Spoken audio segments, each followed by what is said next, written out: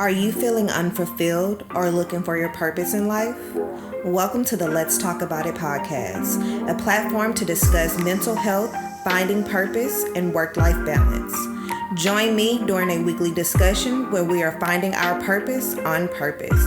My name is Raquel, and I'm your host. Now let's talk about it.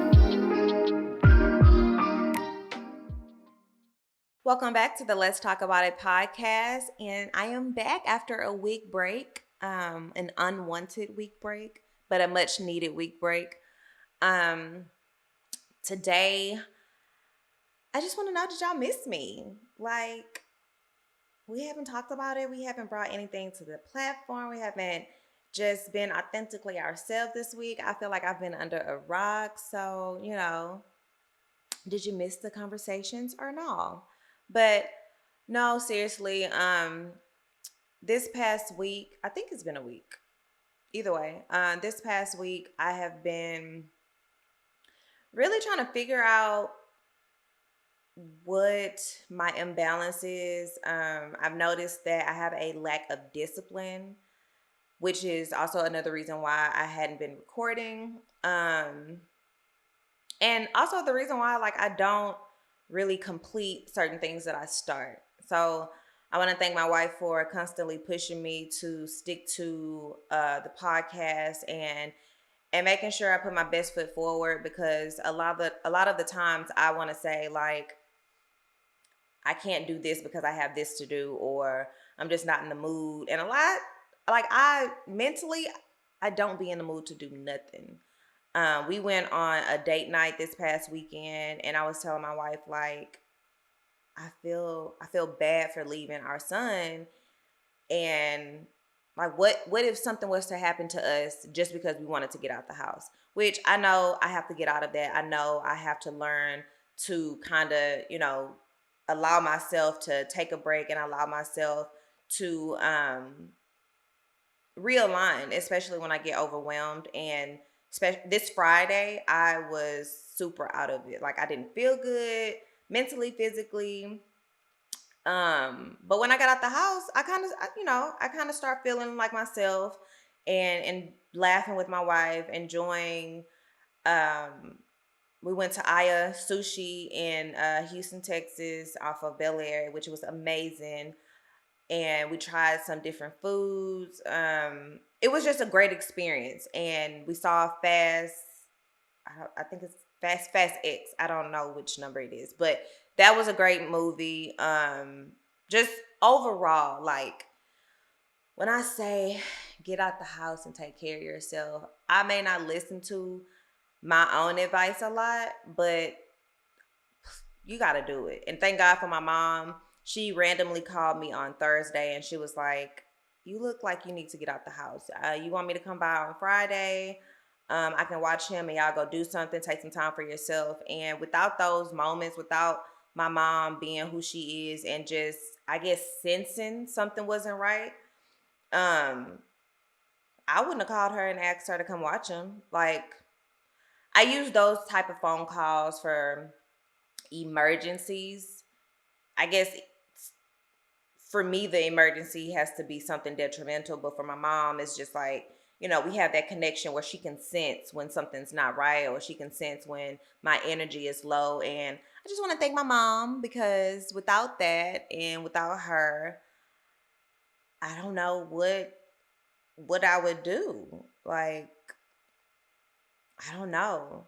I would literally probably lock me and my wife in the house, and we would be talking about how I feel for months on end with no solution. And I also want to thank my sister for being such a great aunt and, helping out and watching him and allowing us to go on date night as well. Those two have been our backbones and our rocks, and helping us really get to know this new life that we're in and understand, we have help, and we're not alone in this, as much as we kind of want to do everything on our own and kind of want to, I guess, have not the bragging rights, but say we did it. I guess so, the bragging rights, we did it. But you can't do nothing alone. You can't stand on your own, especially when you're trying something new. You need some type of support system. And um, I was talking to a friend the other day, and I posted something about you don't let the guy was saying that you don't allow everyone to see your vulnerability. Like you don't let everybody on that side where you're just telling them certain vulnerable aspects about yourself and trusting that they would be sincere in listening to you and come and you confiding into them. And it's hard to find people who actually want to listen and help or just genuinely want to be there for you. And I'm happy that we have our support system, that I can be vulnerable, I can be genuinely open and confide in them and know that they have my best interest. And I say this to say, because my friend, she actually said, so how, like, am I only supposed to talk to myself? And I said, no, you have to ask God. You have to pray to God and ask him to align your circle and the people that come in and out of your life that are genuinely meant to be there, that genuinely want to see you win, that genuinely want to shower you with love, and vice versa, you know. And sometimes it takes a while for us to get that circle and or that person to be there for you outside of, you know, if you're in a relationship or whatever, or family. Because sometimes we want that single friend, or we want that one person that isn't giving you the same advice, or you feel like is biased. Like a lot of the times I may talk to my wife and I'm like, I don't know if I want to listen to your advice right now because I feel like you're biased. Because she thinks the world of me, and I don't think the world of myself. So I'm like, there got to be a different response. Like somebody else got another opinion. But what I've learned is my between my wife and my family, and maybe a hand picked of people in my life, those are the ones that I can rely on to really tell me the truth, really genuinely be open to what I have to say and receive it and not judge me. And it took me a very long time to get to the point to where I understood that everybody that I allowed in my life, they didn't deserve the energy that I was giving them. Whether it had been me confiding in them, it had been me going out the way to help them, whatever the case may be. Like everybody that you allow in your life isn't God sent. And yeah, that's just something we all have to learn along the way. And unfortunately, a lot of the times we learn it based off of some fucked up shit that happened. Like it's not an easy process. And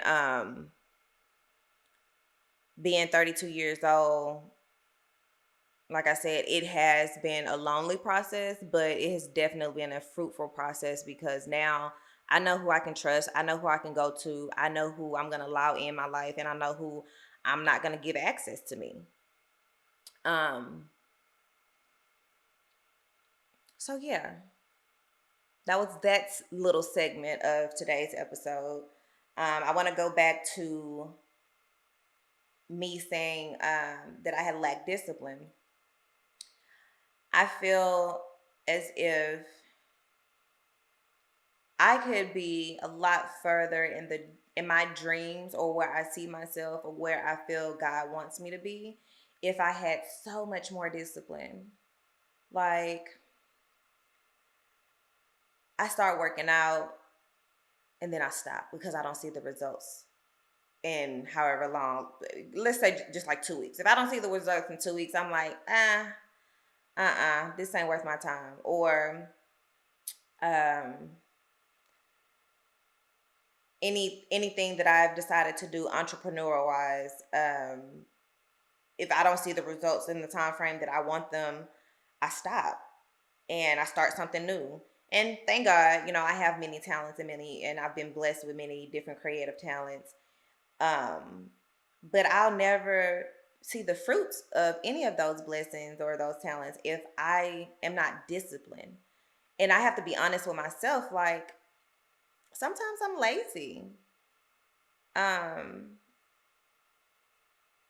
and I make excuses for myself. I make excuses for why I can't do something, and I make myself believe those excuses. Like I will put it in my head, like, yeah, you can't do something today. Like, I don't have time. I don't feel like it. Especially like lately with my schoolwork, I have about a year left, and I've gotten to the point to where I would do a lot of my stuff last minute because I'm just not in the mood. I'm mentally drained. And yeah, I mean, I'm a new mom. Yeah, I'm working and I have other things on my plate, but I have to get to a point where I feel like if I signed up for it, I have to put my best foot forward. And if I'm making excuses for why I can't do something within a timely manner, then I'm not putting my best foot forward, regardless of if I do great at the last minute. But who wants to live like that? Like, who wants to live based off of doing things last minute all the time? I mean, that's been my life. Like, I'm a very last minute person and very impulsive person. And sometimes it works, sometimes it doesn't. Sometimes it gives me more anxiety than a little bit. But I'm working on that, ending Mental Health Awareness Month. I've been, taking my meds and going to therapy and trying to go for walks, get some sun on my skin, and not just be locked in the house. But it's a process, and I'm giving myself grace. I'm being truthful to myself. I'm saying affirmations in my head, like, you got this. You're gonna get through this. Um, just wanting to put my best foot forward so I can be the best version of myself, for my son, for my wife, for my family, and whatever career path that I take.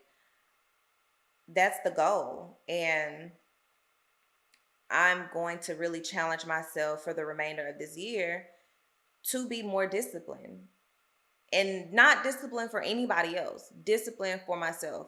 Because when it comes to my son, I'm all in. When it comes to my wife, I'm definitely all in. Even though marriage within itself, you learn from marriage every day, and nothing's perfect.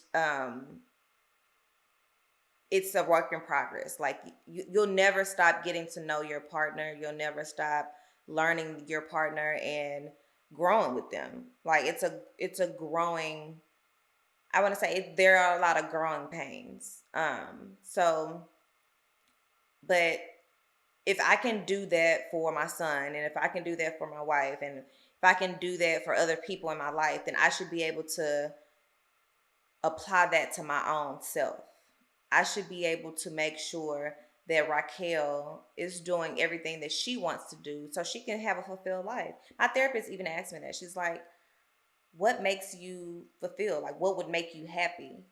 And for me not to know, like, on an individual basis. And I hate that I have to say that, because a lot of people may construe it as like, well, you have a good life and you have a child and you're financially stable, all of those great things that we've been blessed with, but that doesn't solidify happiness within oneself.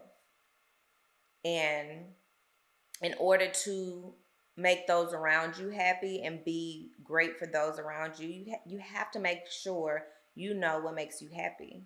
You know what gives you peace. And I have like an episode that I've been like really, a topic rather, that I've been really trying to come up with the right approach versus between happiness and peace. Because although a lot of people use those two words interchangeably, they're a lot different.